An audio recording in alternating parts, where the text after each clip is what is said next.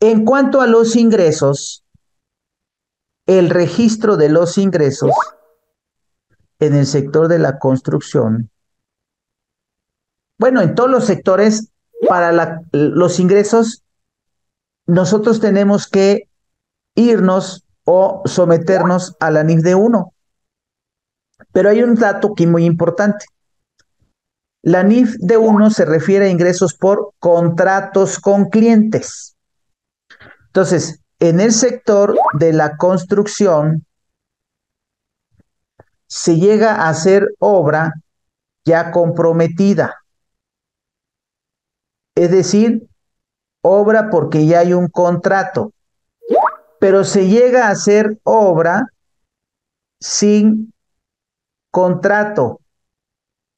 Por ejemplo, los desarrollos inmobiliarios. De pronto vemos un terreno que se están construyendo 200 casas, 100 casas, 50 casas. Oye, ¿por qué están construyendo? Sí las van a vender, pero ninguna de esas casas se está elaborando por alguna petición de algún cliente. Simplemente hay un proyecto, un desarrollo que señala, oye, vamos a construir 20, 50 casas y las podemos ir vendiendo en el transcurso de la construcción o hasta el final o incluso podemos tardar en venderla. La idea es venderla cuanto antes. Pero aquí el tema es que hay que separar el sector de la construcción, aquellas obras que se hacen porque ya están comprometidas, ya hay un contrato con el cliente lo pidió, y aquellas obras que se hacen para después venderlas. Hay que separar. Entonces, la NIF de uno aplica para el tema de los ingresos cuando existe un contrato con un cliente, que no tiene que ser forzosamente escrito. Este contrato puede ser verbal o puede ser escrito. En el sector de la construcción se recomienda que sea escrito. Primero, por la parte económica jurídica. Oye, hay mucho dinero de por medio en juego. Entonces, igual terminas de construir y al rato el cliente te dice, ya no lo quiero. ¿Sí? O te dice, así no eran las condiciones. Entonces, se requiere, se recomienda que el contrato se haga por escrito muy detallado, por la parte jurídica económica, pero también por la parte fiscal. Acuérdense ustedes el tema de, en materia de impuestos sobre la renta y de IVA, la materialidad. Y en materia de seguro social, pues la determinación presuntiva, las cuotas pagadas estimadamente, determinadas estimativamente, etcétera. Entonces, se recomienda por la parte jurídico-fiscal que el contrato sea por escrito, pero contablemente no importa si el contrato es por escrito o de palabra. Entonces, cuando ya hay un contrato con un cliente, aplicamos la NIF de uno. Y cuando todavía no hay contrato, pues contabilizamos conforme las otras normas. ¿Sí? Entonces, en este sentido, lo que tiene que ver con contratos con clientes, es decir, una obra de construcción ya comprometida,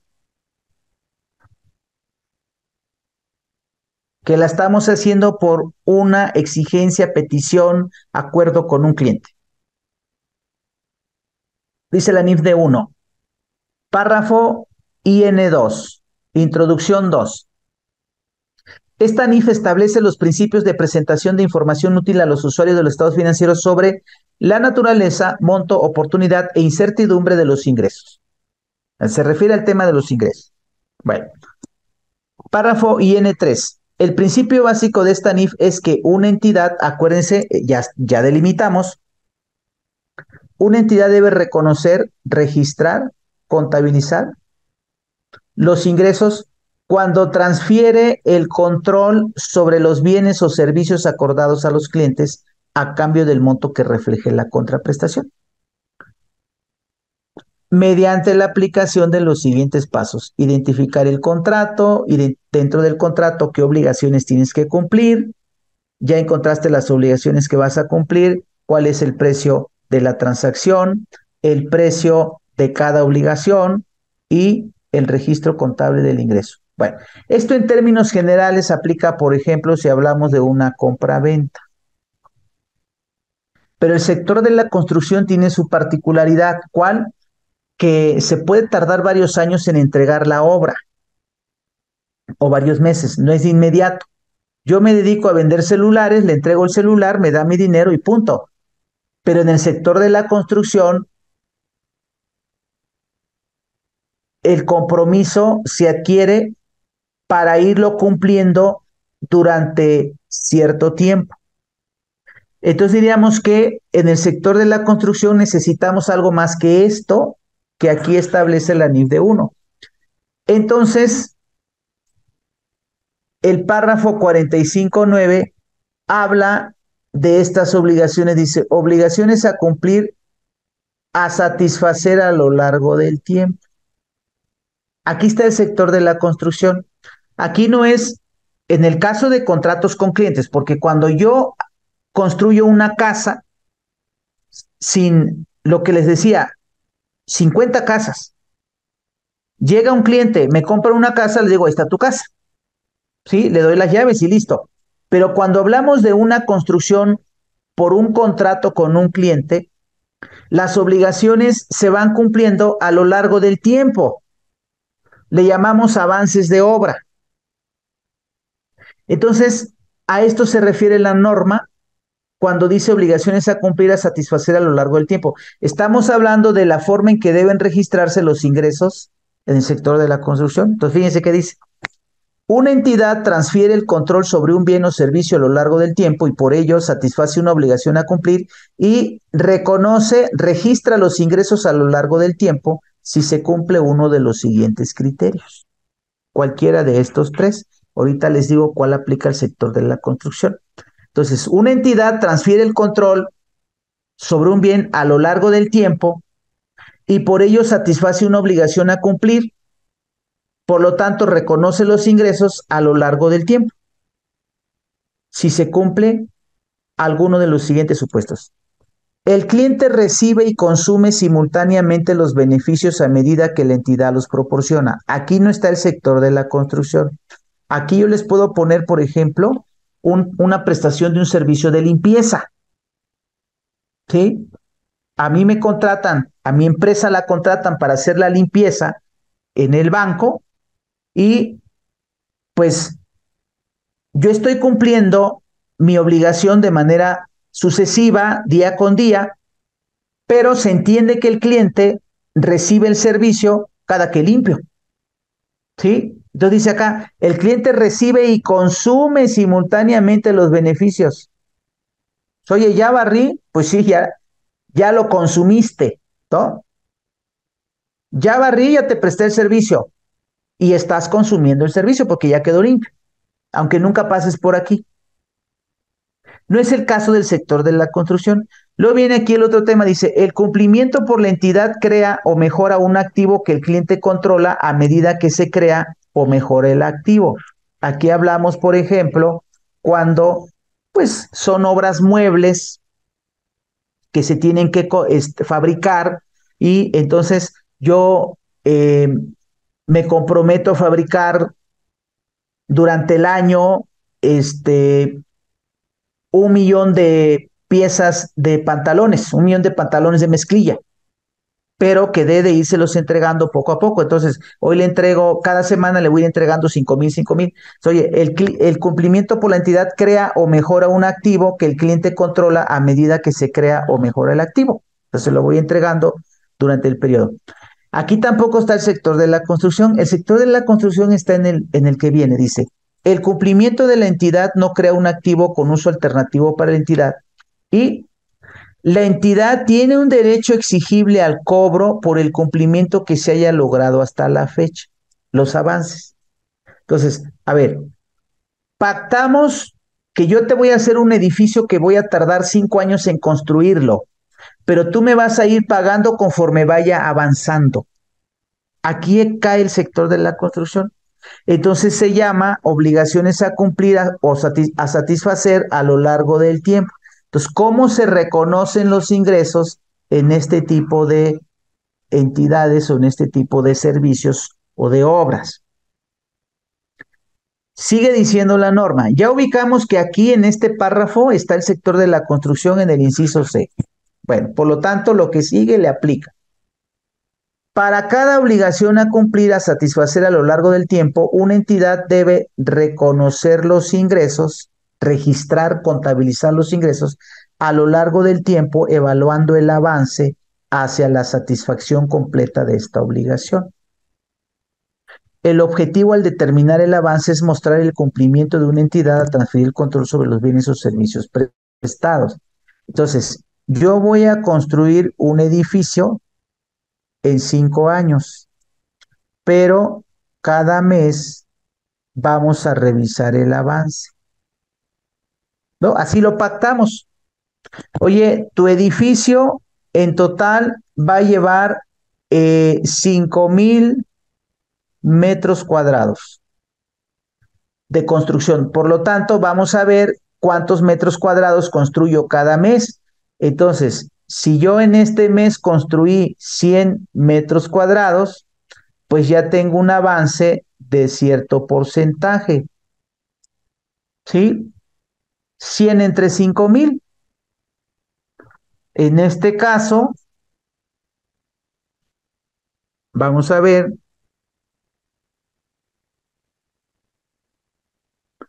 el 2%.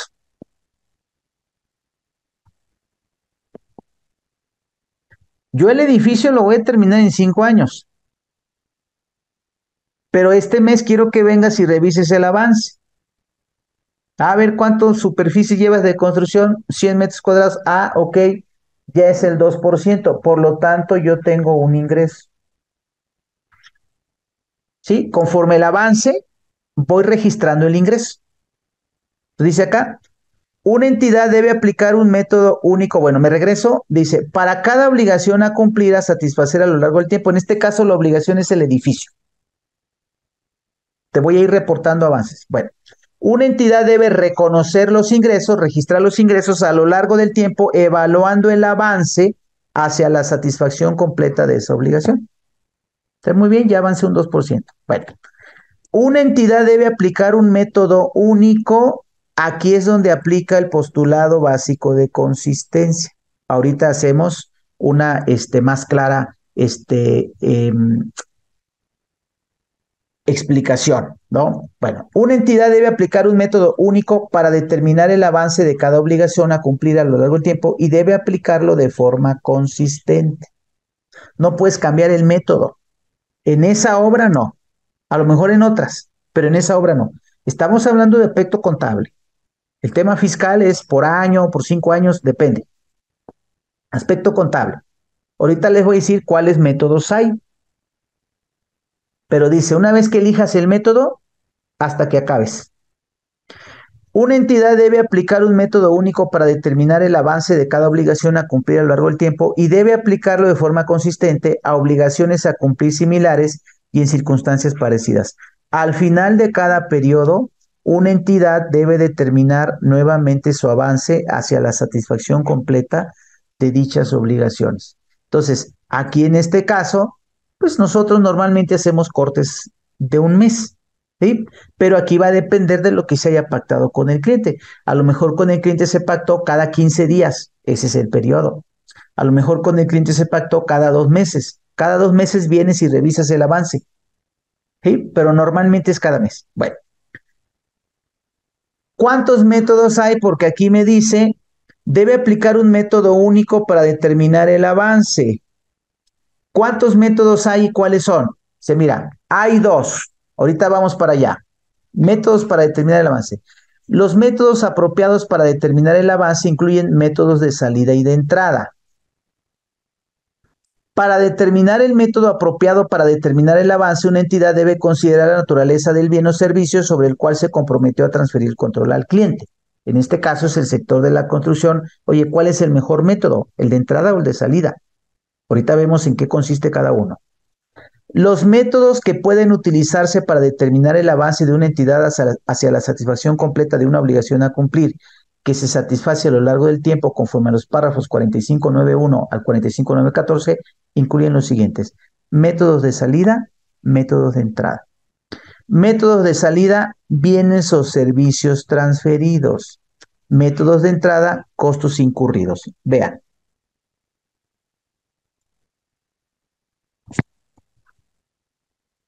Método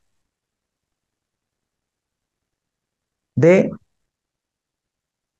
salida. Cuando hablamos de salida, no hablamos de salida de dinero, sino de salida, vamos a decirlo así, de una especie de entrega, ¿sí? Por llamarlo de alguna forma. Una especie de entrega del producto que te comprometiste a dar. Aquí pues diríamos los avances en la construcción de la obra.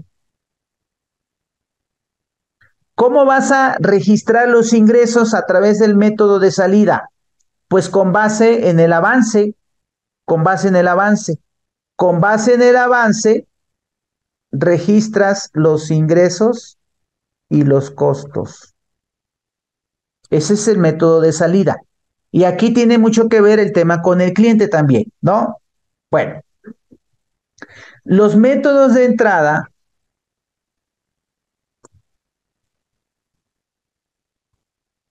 no tiene que ver con la entrada de dinero, sino con la entrada de los materiales, por decirlo de alguna manera. ¿Sí? La entrada de los materiales, es decir, las erogaciones con base en las, con base en las erogaciones realizadas. Con base en ello, determinas tu costo y también determinas tu ingreso. ¿Sí? Entonces, les voy a poner un ejemplo de uno y un ejemplo del otro. A ver, a mí me solicitan construir un edificio. Entrego la cotización. Entrego la cotización. Entonces le digo al cliente, tú, el precio por ese edificio es de 10 millones de pesos. ¿Sí?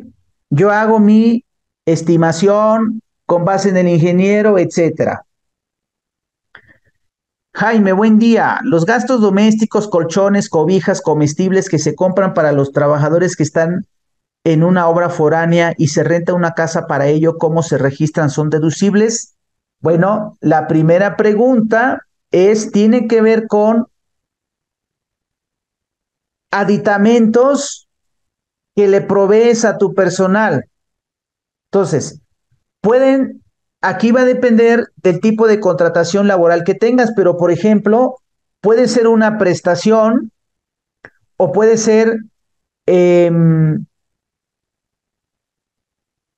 insumos, sí, es como si le dieras uniformes.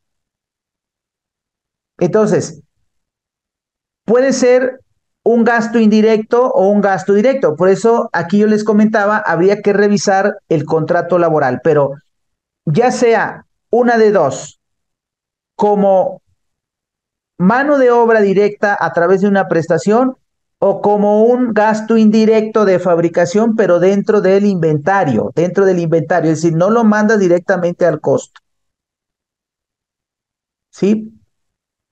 Entonces, ¿por qué razón? Porque tienen que ver con la entidad.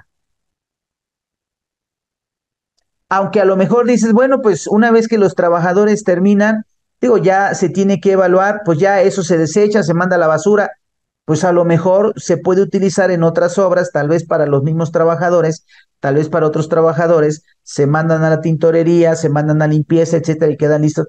Entonces, dependiendo de eso, ya determinarías cuál fin tendría, pero contablemente es parte de esa obra. Entonces, es un costo directo de esa obra. va como parte del costo directo, ya sea a través de la mano de obra directa o a través de los gastos indirectos. ¿Son deducibles? Sí, por supuesto. Por supuesto que son deducibles porque viene siendo como, no son viáticos, viene siendo como una especie de herramienta de trabajo. ¿Sí? Viene siendo como una especie de herramienta de trabajo. Son deducibles en su totalidad, pero aquí debes de tener en cuenta que hay que cumplir con los requisitos de deducibilidad. ¿De acuerdo? Bueno, entonces acá decimos, a ver, me solicitan construir un edificio y yo hago mi proyecto y le digo al cliente, te va a salir en 10 millones. Y dice el cliente, perfecto. Para que yo le pueda dar el precio a mi cliente, yo tuve que hacer una estimación. Yo dije, ingreso 10 millones, costo 8 millones, utilidad 2 millones. Esto lo hago en conjunto con los ingenieros, los arquitectos, etcétera. ¿Sí? Entonces, un cliente me dice, oye, Víctor, tengo un terreno aquí de tanto por tanto y quiero un edificio con estas condiciones. Quiero un edificio de 5 niveles, quiero que cada nivel tenga 8 oficinas y quiero con estos materiales, bla, bla, bla. Cotízame.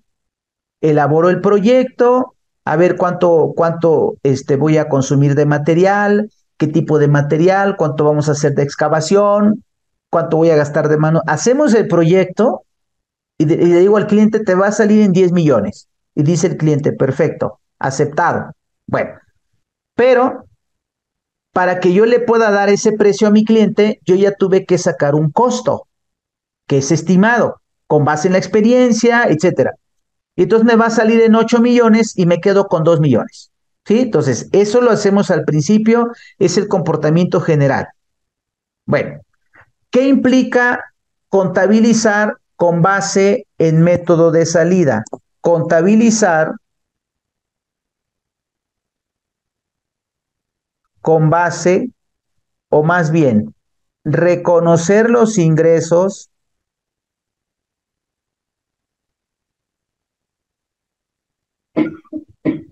con base en un método de salida.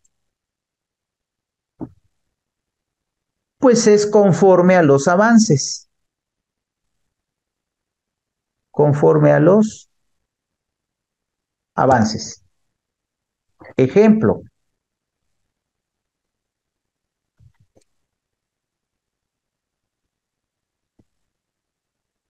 el 100% de avance va a implicar un ingreso de 10 millones. Cuando ya le entregue la ya terminada, completita. Bueno, al primer mes determinamos el avance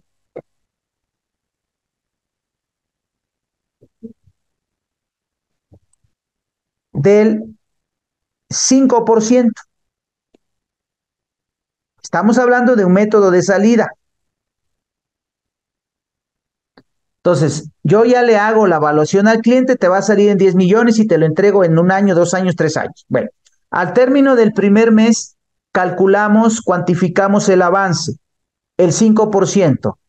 Entonces, ¿cómo determinamos nuestro ingreso al término del mes? Independientemente de que me haya pagado o no el cliente. Entonces decimos acá, a ver, total de la obra, 10 millones de pesos. Ingreso. Porcentaje de avance, 5%. Importe, ingreso, perdón, importe del avance,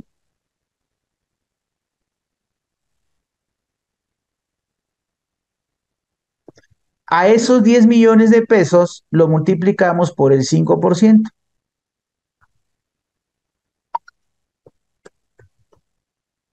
10 millones por el 5%, 500,000 pesos.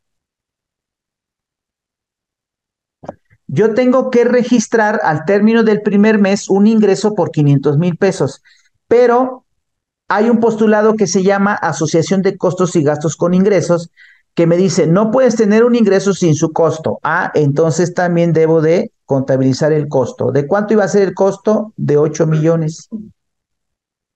Así lo determinamos aquí, 8 millones del costo.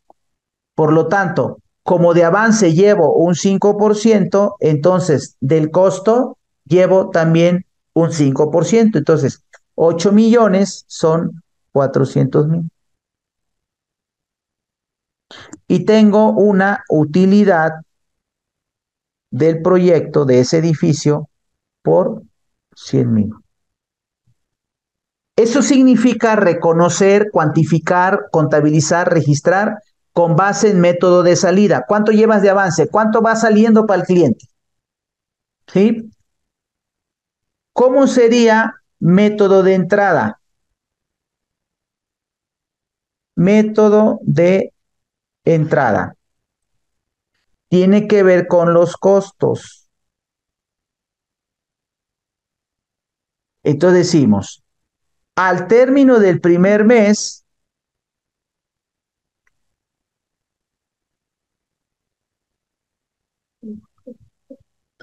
los gastos y costos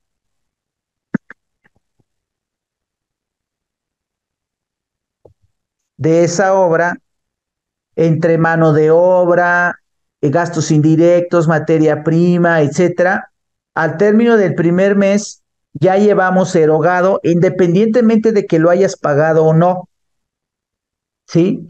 Ya llevamos, aquí no consideramos el material que ya compraste que está en bodega, aquí consideramos el material que ya utilizaste en la obra, ¿sí? ¿Cuánto llevas utilizando de material?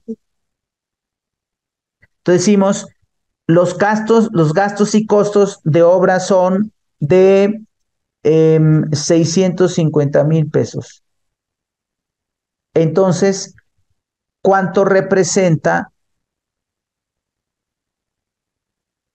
proporción del gasto efectuado respecto del total? Entonces decimos 650,000 entre los 8 millones de costo. Entonces decimos 650,000 entre los 8 millones, 0.08125 por 100, 8.13%. Al término del primer mes llevas erogado 8.13%. Por lo tanto, tu ingreso que esperabas o que esperas de 10 millones, ya lo tienes devengado a tu favor en un 8.13%. Entonces decimos 10 millones por 8.13%. 813,000.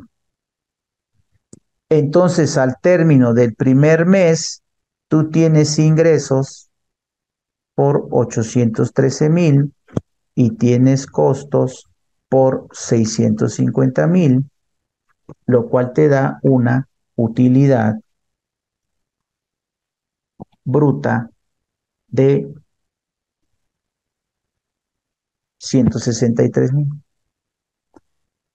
¿Sí? Entonces, eso es, el sector de la construcción no puede registrar un ingreso hasta que entregue toda la obra. Y tampoco se puede inventar, hay métodos que nos da la NIF de 1 y dice método de salida, método de entrada.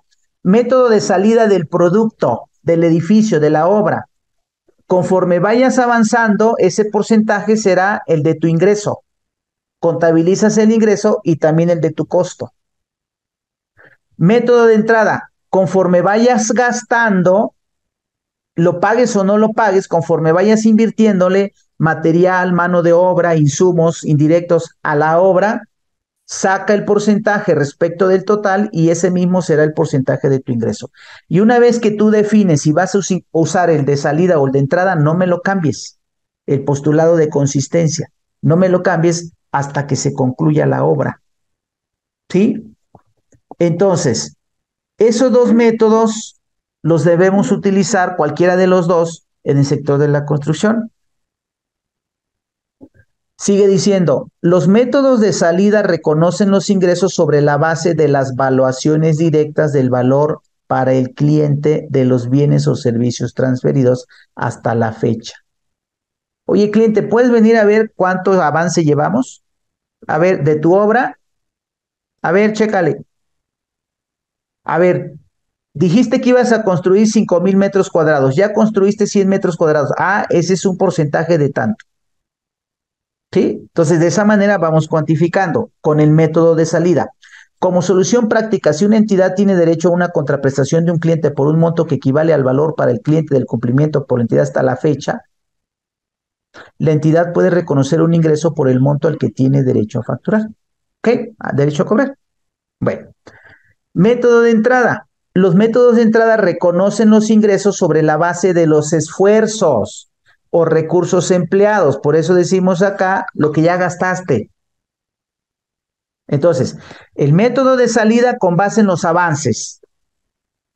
El método de entrada con base en lo que vas gastando. Cualquiera de esos dos para que tú puedas determinar el ingreso. ¿De acuerdo? Ahora bien, antes de mostrarles un ejemplo, ahora bien, lo anterior es cuando hablamos de contratos con clientes. Pero ¿qué pasa en un desarrollo inmobiliario donde no hay contrato? Se realizan las obras con financiamiento propio o financiamiento bancario, pero todavía no sé quién es el dueño, a quién se la voy a vender, quién me la va a comprar. En ese caso ya no aplicamos la NIF de 1. En ese caso, mientras no entregues las casas, no hay ingreso. ¿Y dónde está todo? En inventarios. Durante la fase de construcción no aplica la NIF de 1, porque la NIF de 1 aplica para cuando hay contratos con clientes. Cuando tú construyes y después vas a vender, entonces no aplica la NIF de 1. Ahí no contabilizas ingresos. Aplica la NIF C4, que son inventarios. Debe comprender todos los costos de construcción en que se haya incurrido para darles ubicación y condición actuales. Los descuentos, bonificaciones y rebajas sobre compras deben restarse al terminar el costo. Todo lo tienes en inventarios, en inventarios. No hay nada en resultados. Cuando se venden los inventarios, su valor contable debe registrarse como costo de ventas en el periodo en el que se reconocen los ingresos relativos. Entonces, tú tienes en inventarios 20 millones de pesos que equivalen a, no sé, a 40 casas que te costaron medio millón cada una. Ahí están inventarios.